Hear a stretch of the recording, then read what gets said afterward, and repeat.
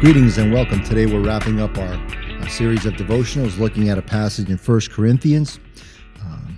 As we move through this, about halfway through this season of Epiphany. I remember an experience I had several years ago. I was in Allentown and I was helping out with a sort of a mission outing with an Assemblies of God church. We were walking around Center City, Allentown, and just handing out flyers and inviting people to come to church on Sunday. And we were invited up to the porch of a guy named Louis. He was drinking a beer and smoking a cigarette. And we invited him to church. And he said that he envisioned himself like the Apostle Peter, that Peter had denied Jesus 3 times. And unfortunately, Louis had only denied Jesus twice, so he needed to deny him one more time before he could be like Peter and change his ways. He was quite a character. The Apostle Peter is mentioned in this passage in 1 Corinthians when Paul talks about all the people that Jesus appeared to. He appeared to Cephas, also known as Peter, then to the 12. Then he appeared to more than 500 brothers and sisters at one time, most of whom are still alive. Then he appeared to James, then to all the apostles, and last of all, he appeared to me. And I'm reminded of a debate that I read about many years ago. It was between an atheist and a Christian scholar.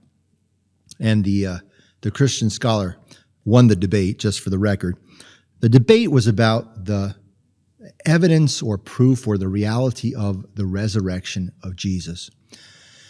And one of the things that the Christian scholar pointed out was about all of the apostles of Jesus. After he was crucified and dead and buried, they fled. They scattered. They were afraid for their lives. They hid behind locked doors. They were in hiding. Peter, of course, famously denied Jesus, denied even knowing him. But then something, the history indicates, and is well documented, something happened to that group of apostles. They turned into courageous followers of the faith.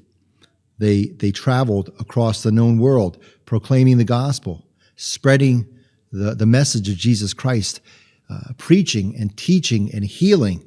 And of course, they all became courageous enough to be martyred for the Christian faith. And so the question is, what happened?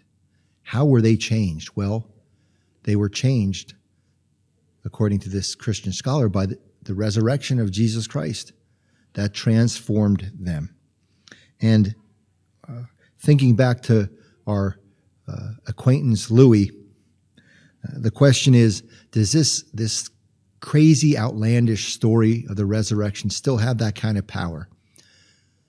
Because as we move through the season of Epiphany, it's not just about the manifestation of God, the presence of God in our lives, but then our response.